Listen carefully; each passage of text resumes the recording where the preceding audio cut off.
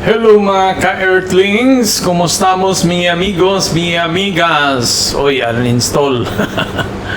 Ayaw na mag-renew.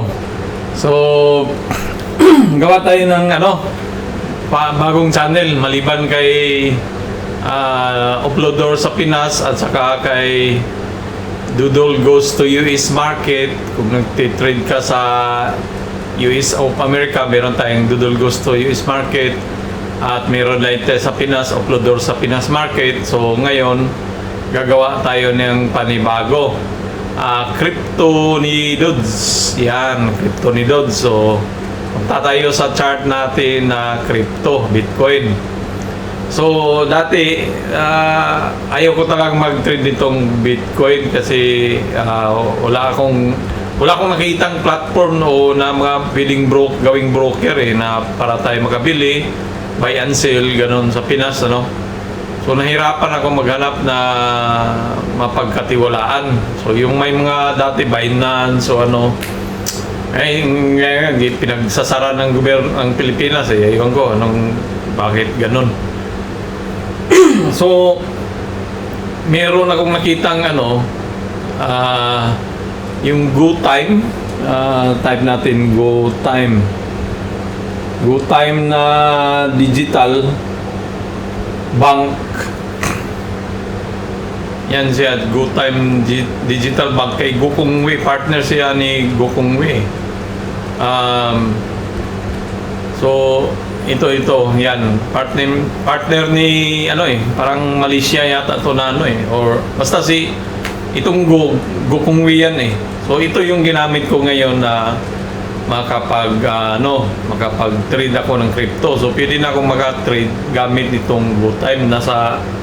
May apps naman sila sa cellphone ko siya ginagamit So at least medyo nasa Pilipinas yung So maliit lang yung natin dito. Kaya tinitrade umpisa. Nag-invest tayo tayo ng $300 lang. So ako dito, akong bili dito ako sa hindi ko lang nabura lang yung mga dito sa 73 ako nag-trade. Dito tayo nag-umpisa ng mag-trade nito. 73, yan. So, diyan ako banda. Tapos nung umangat na dito sa 78, bininta ko na kasi na-hit na niya yung yung resistance sa taas Nasa siya may trend line siyang ginagawa So ang ko dito na pag hit diyan pwedeng bumaba dito. So hihintayin ko muna kung bababa pa ba siya dito or mag-breakout na diyan. So sa ngayon wala pa Tingnan natin sa malapitang tingin tanggalin muna natin tong mga line para hindi tayo maguluhan maraming linya na Tanggalin muna natin. Yan.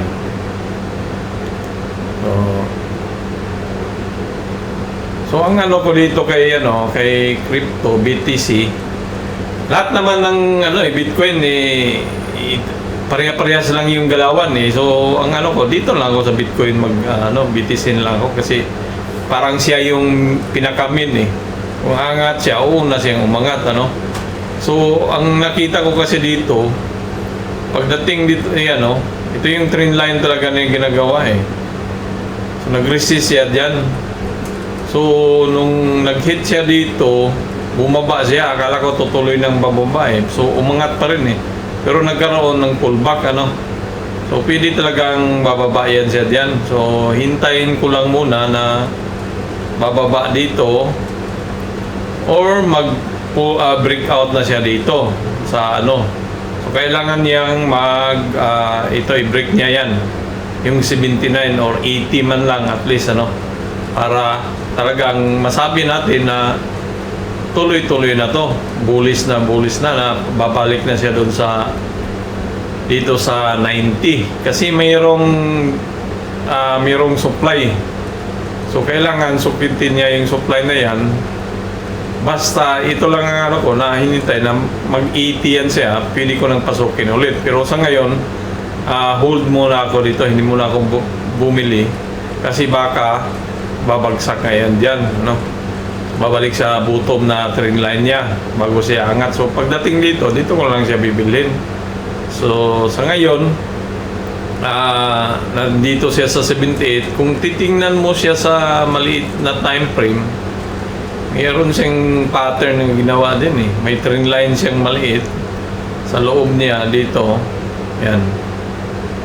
So yan ang trend line na ginawa niya. Tapos, upihayin natin yan dito sa ano. Yan. So, pwede dyan. So, dito din mismo sa maliitang ano, short time frame, 30 minutes, nag-resist na rin siya eh. So, pwede talaga siyang bumaba. So, pwedeng bumaba dito sa ano yan, 76.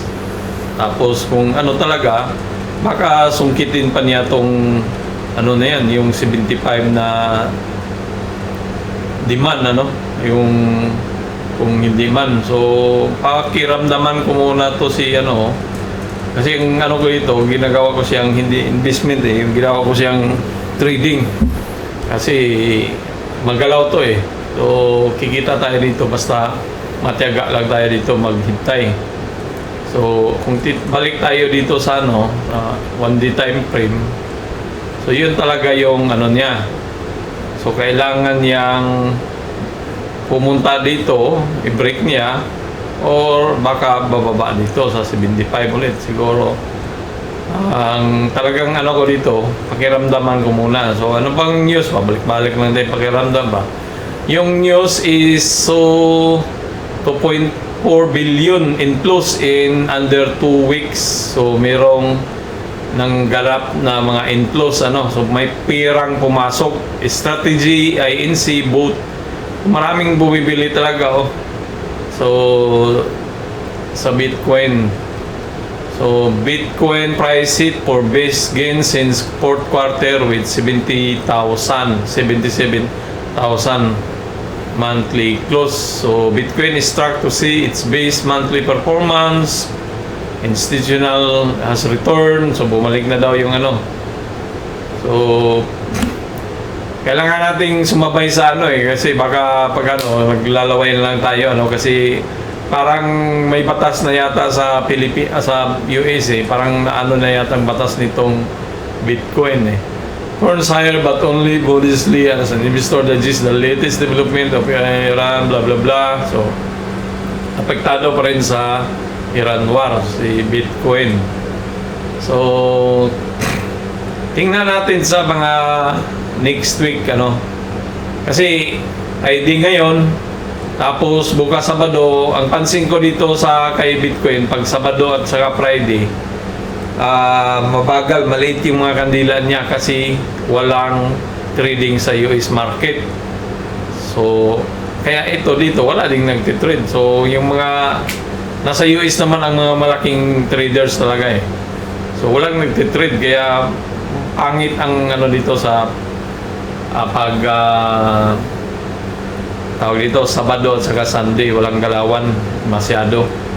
Although 1 week to siya na ano, 24/7 gumagalaw. Pero pag ano, tingnan mo yung ito Friday ngayon. So, Thursday, Wednesday, Tuesday, Monday. Yan, no? Sunday, Sabado, dilaw. Tapos, Sunday, Sabado, yan, bagsak. Saan pa? Sunday, yan, no? So, hindi maganda yung galawan sa ano. So, tapos pag Friday naman, ang galaw niya is minsan humahataw siya. Maliit lang, yan, Friday. Saan pa Friday? Mayroong Friday, hindi ganong ano.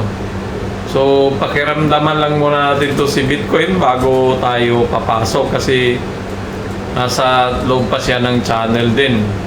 Pag ganito kasing pattern na to, ang ano niyan, kabuhang ano talaga ni Bitcoin, baka babagsak pa yan dito eh.